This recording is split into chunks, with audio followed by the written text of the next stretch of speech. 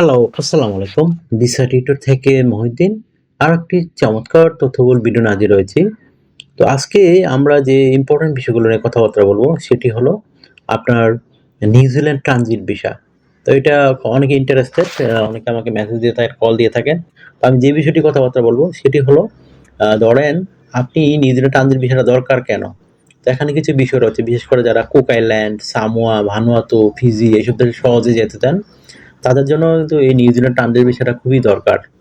তো আপনি যদি ওই দেশগুলোতে যেতে চান, আপনার কিন্তু কোনো ভিসা লাগে না। কিন্তু আপনাকে বাংলাদেশে যেহেতু পাসপোর্ট আমরা, সেজন্য আমাদেরকে অস্ট্রেলিয়া বা নিউজিল্যান্ড ট্রানজিট ভিসা করতে হয়। তো নিউজিল্যান্ডে সবচেয়ে সহজ, ১ সপ্তাহের মধ্যে ট্রানজিট ভিসা করা যায়। অস্ট্রেলিয়া একটু সময় লাগে, ১ মাসের মতো লেগে যায়। তো আপনি কিন্তু এই সুযোগটা নিতে পারেন। তো আপনি যদি ইন্টারেস্ট থাকেন যে আপনি কুক আইল্যান্ড, সামোয়া বা ভানুয়াতু ওদিকে যাবেন, তাহলে আপনি পুরো ভিডিওটা দেখতে পারেন। আর নিজের ট্রানজিট ভিসা সম্পর্কে আমি ডিটেইলস আলোচনা করব। আপনি ইচ্ছা করলে নিজেও আবেদনগুলো করতে পারবেন। তো এখানে কি ডকুমেন্ট লাগে, তো সেই টোটাল প্রসেসটা যদি আপনি জানতে চান, তো অবশ্যই A to Z ভিডিওটা খেয়াল করবেন। তো চলুন শুরু করা যাক, আমরা টপিকগুলো কভার করি। তো ১ম এ যে বিষয়টি সেটা হলো নিজের ট্রানজিট ভিসাটা কি? তো নিজের ট্রানজিট ভিসা হলো এমন একটা ভিসা যা দিয়ে আপনি নিউজিল্যান্ডে কোনো দেশ যাওয়ার পথে শুধু বিমানবন্দরে ট্রানজিট করতে পারবেন। তো এটা হলো ট্রানজিট ভিসা। আর শুধুমাত্র আপনার অকল্যান্ড ইন্টারন্যাশনাল এয়ারপোর্ট দিয়ে ট্রানজিট করা যায়। তো আপনি অকল্যান্ড ইন্টারন্যাশনাল এয়ারপোর্ট সেটা দিয়ে ট্রানজিট করতে পারবেন। আর ২৪ ঘন্টা আপনি থাকতে পারবেন ওই বিমানবন্দরে। ঠিক আছে? বিমানবন্দরে ট্রানজিট এরিয়ার বাইরে যাওয়া যাবে না। আপনি যদি এই সম্পর্কে আরো ডিটেইলস জানতে চাইলে এই যে immigration.gov.newzealand মানে এটাতে গেলে আপনি কিন্তু ডিটেইলস আরো জানতে পারবেন। এখানে গিয়ে ইচ্ছে করলে আপনি আবেদনও করতে পারবেন। তো আপনি যদি আবেদন করতে চান, আপনার কি ডকুমেন্ট লাগতে পারে? তো সেটা হলো নিম্ন যে মানে ডকুমেন্টগুলো লাগে, বিশেষ করে পাসপোর্ট। আপনার মিনিমাম ৩ থেকে ৬ মাস মেয়াদ থাকতে হবে এটার পাসপোর্টের। তারপর আপনার passport bio page scan copy, মানে আপনার যে ঠিকানা, ছবি সম্বলিত পাসপোর্ট নাম্বার, এই পেজটা সুন্দর করে মানে স্ক্যান করে রেখে দিবেন। তারপর আপনার ছবি লাগবে পাসপোর্ট সাইজের।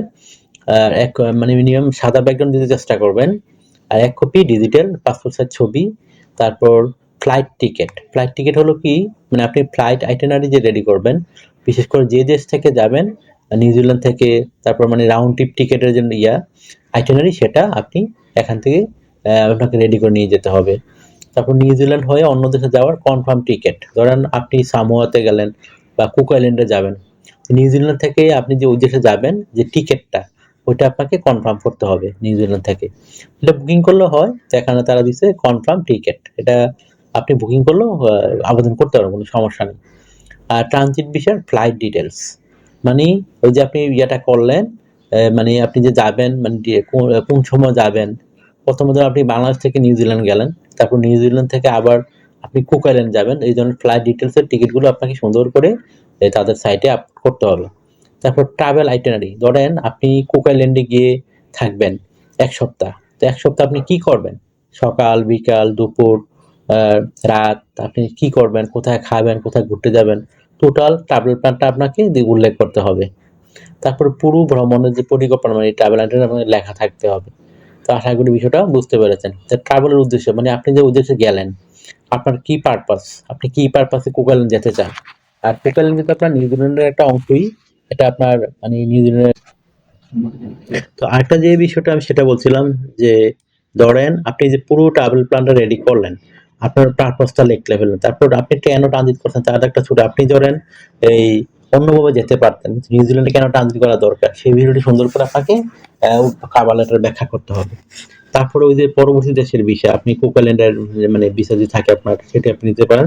তো বাংলাদেশে ভিসা লাগে না, আপনার অনরাইভাল ভিসা। তো আপনি ডকুমেন্টগুলো রেডি করলো, হোটেল বুকিং, ফ্লাইট বুকিং এগুলো থাকলেই হলো।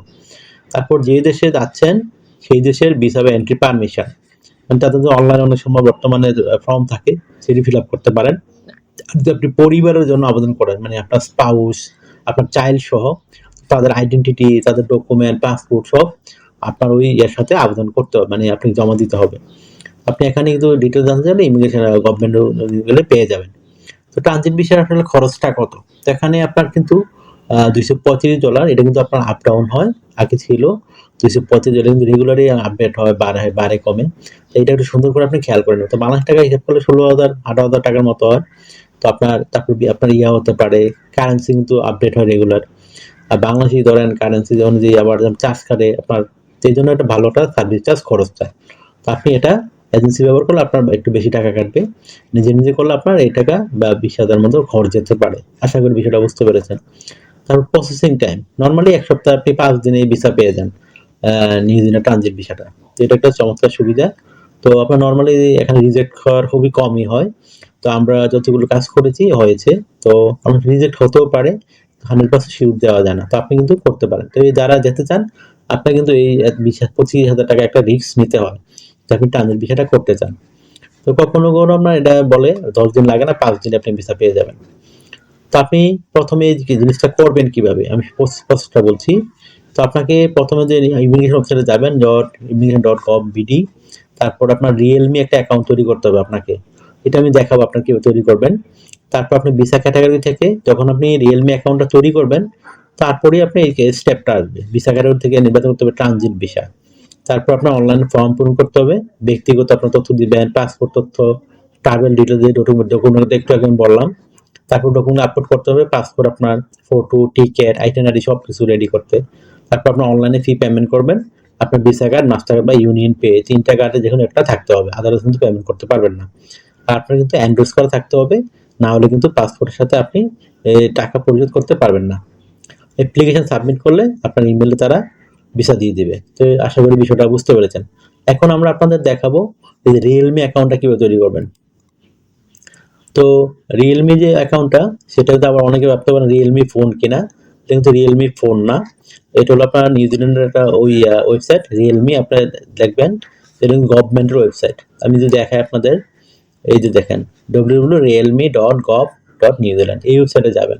তারপর আপনি কিন্তু রিয়েলমি অ্যাকাউন্ট করতে পারবেন। তো আমরা দেখেন যে আমরা যদি লগ ইন দেই, আপনাকে তারা অ্যাকাউন্ট তৈরি দেখাবে। তো লগ ইন মানে কি, আপনি যদি আগে অ্যাকাউন্ট তৈরি করে থাকেন, কখনো নিউজিল্যান্ড ভিসা আবেদন করে থাকেন, তো আপনি পুরনো অ্যাকাউন্ট থাকলে লগ ইন করতে পারেন। তো আমি দেখাবো আপনাদের কিভাবে আপনারা রেডি করবেন একটা নতুন অ্যাকাউন্ট। তো সেটা করে নিজে নিজে কিন্তু করতে পারবেন। এটা কিন্তু আপনার নিউজিল্যান্ডের যে কোনো ভিসার জন্য আপনি আবেদন করলে আপনাকে এই রিয়েলমি অ্যাকাউন্ট খুলতে হবে। তো আপনি এখানে দিতে পারেন এই যে I need to create new account, ঠিক আছে। আর যদি আপনার পুরানো অ্যাকাউন্ট থাকে, তাহলে আপনার I have an existing Realme account. তো আপনি যদি এখানে দেখেন এই যে create a Realme log in, আমি আপনার দেখেন সেট আপ ইউর অ্যাকাউন্ট। তো আপনার প্রথমে দেখেন ইমেল অ্যাড্রেসটা, আপনার যে ইমেল, জিমেল বা আপনার হটমেল বা ইয়াহু মেল থাকে, তো এখানে দিবেন। তারপর আপনার চেক ইউর ইমেল, আপনার ইমেলে একটা কোড যাবে, সেই কোডটা এখানে আপনার যখন দিবেন সেন্ড কোড, তখন আপনার তারা ডিটেলস দিবে। তখন আপনি আপনার ইউজার নেম দিবেন একটা, এটা ইউনিক নেম হতে হয়, ধরেন আপনার নামের সাথে কারোর নামে মিলবে না, এটা কি ইউজার নেম বলে। নিয়ম কোড এটা মানে কমপক্ষে আপনার 4টা ক্যারেক্টার হতে হবে আপনার। তারপর আপনি একটা পাসওয়ার্ড দিবেন, মোটামুটি 8 থেকে 64 ক্যারেক্টারের।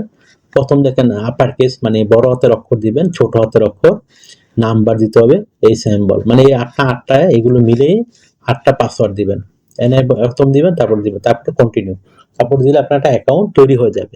অ্যাকাউন্ট তৈরি হয়ে গেলে আপনার কিন্তু তারা যখন ওই যে বললাম নিউজিল্যান্ডের যে ওয়েবসাইট, সেখানে আপনার ট্রানজিটের অপশন পেয়ে যাবেন। আশা করি বিষয়টা বুঝতে পেরেছেন। তো আর ট্রানজিটের কিছু শর্ত রয়েছে, সেগুলো আপনাকে মানতে হবে। শুধু অফলাইন এয়ারপোর্ট দিয়ে ট্রানজিট করা যায়, 24 ঘন্টা বেশি থাকা যাবে না, বিমান থেকে বাইরে যাওয়া যাবে না। আর ট্রানজিট আপনার বিভিন্ন করণীয় থাকতে হলে আর যদি জানতে চান ডিটেলস, অবশ্যই immigration.gov নিউজিল্যান্ডে যোগাযোগ করতে পারেন। তো আশা করি বিষয়টা বুঝতে পারেন যে কিভাবে আপনারা নিজের ট্রানজিট সেটা করবেন। আমি ডকুমেন্ট সহ আপনাদের লিস্ট বলে দিলাম, আর রিয়েলমি অ্যাকাউন্ট কিভাবে তৈরি করবেন সেটা আমি বলে দিলাম। তো আশা করি বিষয়টা বুঝতে পেরেছেন। তো আপনার যদি মনে হয় ভিডিওটি আপনার উপকারে এসেছে, অবশ্যই ভিডিওকে লাইক করে দিবেন। আর আমার চ্যানেল আপনি নতুন হয়ে থাকলে চ্যানেলটিকে সাবস্ক্রাইব করে বেল বাটনটি চেপে রাখবেন। আর একটা বিষয় হলো, আপনারা অনেকে আমাকে হয়তো ভালোবাসেন, সেই জন্য অনেকে কল দিয়ে থাকেন। আসলে আমি চাইলে রিসিভ করতে পারি না, এত পরিমাণ কল আসে। তো আপনি আমার সাথে কাজ করতে চাইলে, জানতে চাইলে, ইন্টারেস্ট হলে অবশ্যই আমাকে এই যে স্ক্রিনে দেওয়া নাম্বার, যেমন হোয়াটসঅ্যাপ নাম্বার, সেখানে আপনি মেসেজ দিতে পারেন। তখন আমি কিন্তু 100% রিপ্লাই দিয়ে থাকি। আর আপনি যদি আমাকে সাপোর্ট করতে চান বেশি বেশি, আমার ভিডিওগুলো বেশি শেয়ার করে দিবেন। আর চ্যানেলটিকে সাবস্ক্রাইব করে বেল বাটনটি মানে চেপে অবশ্যই সাথে থাকবেন। তো ভালো থাকবেন, take care, good bye, tata. কথা হবে আগামী কোনো ভিডিওতে আবার।